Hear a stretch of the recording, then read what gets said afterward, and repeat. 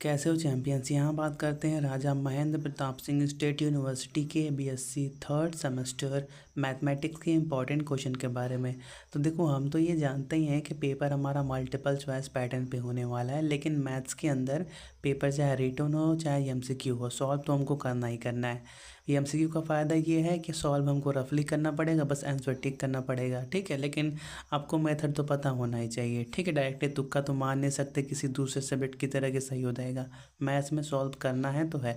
तो हम क्या करते हैं, रिटन फॉर्म के अंदर इंपॉर्टेंट क्वेश्चन देख लेते हैं। तो चलिए स्टार्ट करते हैं।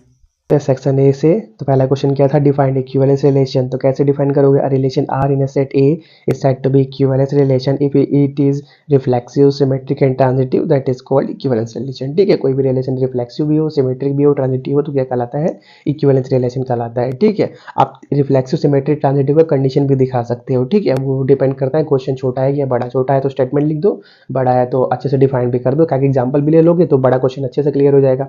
ठीक है, फिर क्या था, right the statement of Lagrange theorem. तो बस स्टेटमेंट लिखना है। ठीक है, the order of a subgroup of a finite group, यहाँ पे इज नहीं ए रहेगा। ठीक है, the order of a subgroup of a finite group is the divisor of the order of the group. ठीक है, फिर define characteristic of a ring and right characteristic of Z. ठीक है, तो पहले रिंग का कैरेक्टरिस्टिक लिखेंगे।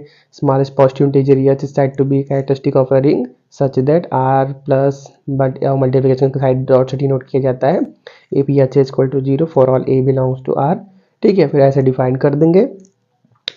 फिर आगे बढ़ते हैं, डिफाइन फोरियर सीरीज। तो फोरियर सीरीज पहले होता क्या है उसके बारे में लिखेंगे। It is a infinite series representation of periodic function in terms of trigonometric function, sine and cosine and function and a function on F X define in the interval C plus 2 pi. Defined है जैसे define किया जाता है, और जहाँ पे ए not का value ये होता है, ए आर का वैल्यू ये होता है। ठीक है, फिर right equivalence necessary condition of extremum of function. तो देखो ये क्वेश्चन हमने नहीं किया है। ठीक है, वैसे इसमें डाउट था, दो तीन क्वेश्चन इस पेपर में ऐसे इसमें डाउट है इसलिए उसको नहीं किया गया है। ठीक है, फिर क्या, defined cyclic group and so that every cyclic group is an abelian. तो पहले साइक्लिक ग्रुप होता क्या है वो डिफाइन करेंगे। Let g zero be a group then it is said to be cyclic if, अगर ये कंडीशन को सेटिस्फाई करता है, if in a group there exist a belongs to g such that order of a equal to order of g, then g भी cyclic हो जाएगा। If g be a cyclic group generated by a that is g equal to a, then order of g equal to order of ए। ठीक है, और फिर क्या, theorem भी लिख सकते हो कि every cyclic group is an abelian. Proof भी कर सकते हो, let g be a cyclic group of g equal to a. So क्या करना है, जी एबिलियन है तो ऐसे ऐसे क्या कर सकते हो आप, शो कर सकते हो। ठीक है, चलो हम आगे बढ़ते हैं। अगला क्वेश्चन क्या था, in a permutation group Sn so that n factorial by 2 permutation are even and n factorial by 2 permutation are odd। ठीक है, तो एक को एक साइड इवन कर लेते हैं, एक साइड ऑड कर लेते हैं। ठीक है, let the number of even and odd permutation be Sn, b u and b, then u plus b n factorial के बराबर आना चाहिए, उसको इक्वेशन नंबर 1 बना दो। फिर ऐसे ही आगे बढ़ते रहो। ठीक है, इसको सॉल्व कर लो, और फिर देखो यहाँ पे आगे इवन ऑड के लिए भी है। ठीक है, यहाँ पे नीचे जाने के बाद अब यहाँ पे ऊपर चले जाना, फिर यहाँ पे नीचे आ जाना। ठीक है, फ्रॉम इक्वेशन ऐसा लगा के दोनों को n फैक्टोरियल बाई 2 के बराबर प्रूव कर देना, तो ऑड भी n फैक्टोरियल बाई 2 हो जाएगा और इवन भी n फैक्टोरियल बाई 2 हो जाएगा। ठीक है, फिर ये अगला क्वेश्चन क्या है, prove that subgroup h of a group g is a normal subgroup if and one if g is equal to h g for all g belongs to capital g. ठीक है, तो ऐसा graph की help से भी आप दिखा सकते हो और अच्छा हो जाएगा आंसर आपका अट्रैक्टिव। ठीक है, चलिए आगे बढ़ते हैं हम। अगला क्वेश्चन क्या था, so that every field is an integral domain. तो कैसे डिफाइन करेंगे, डिफाइन इसको शो करना है ना, तो मैथमेटिकली केस 1 केस 2 बना के आपको प्रूफ करना पड़ेगा। ठीक है, एक सेकेंड रुक जाओ, चलो आगे बढ़ते हैं हम।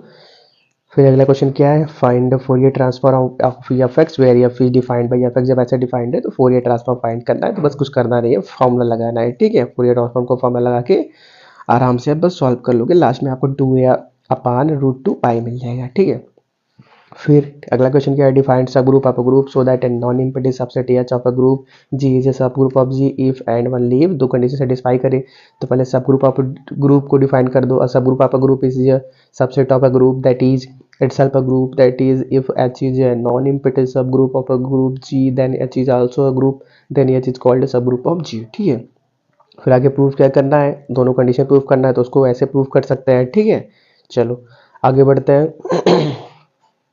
अगले क्वेश्चन की तरफ। प्रूफ करना है, प्रूफ करने में आराम से आप कर ही सकते हो, ठीक है। फिर अगला क्वेश्चन क्या है, डिफाइन ग्रुप होमोमोर्फिज्म। एक second. Define group homomorphism, let G and G dash be two group if f such that g to g dash is surjective group homomorphism then show करना है। तो कैसे स्टार्ट करेंगे, पहले statement लिख देंगे, every homomorphism image of a group g is isomorphic to same quotient group of g dash. फिर proof जो करना था उसको प्रूफ ऐसे कर सकते हैं, ठीक है। चलो आगे बढ़ते हैं। प्रूव करने में ज़्यादा कुछ नहीं है, बस आपको कॉन्सेप्ट पता होना चाहिए कि कैसे हम आगे स्टेप बढ़ते हैं, ठीक है। कॉन्सेप्ट आपको रिंग का पता होगा तो आप अपने से भी आराम से प्रूव कर सकते हो, ठीक है। तीसरा क्वेश्चन क्या था, अगर एफ एक्स वाई ऐसे डिफाइंड है तो शो ये तीनों कंडीशन शो करना था। तो बस कुछ करना नहीं है, पहले ये जो दे रखा है उसको लिख लो, फिर एक एक पार्ट को शो करते जाओ, ठीक है। यहाँ पे तीसरा पार्ट शो हो जाएगा, दूसरा दो ऊपर हो गया, तीसरा यहाँ पे प्रूफ हो जाएगा, ठीक है। ये एच के बराबर आ गया, फिर आगे बढ़ेंगे तो 1 के बराबर आ जाएगा, फिर और आगे बढ़ेंगे -1 के बराबर। लास्ट में हमको यही शो करना था तीसरे कंडीशन में कि F x y 0 0 not equal to F y x 0 0, एक में 1 आया, एक में -1 आ गया, ठीक है। चलो तो इसी के साथ हमारा पूरा पेपर कंप्लीट होता है।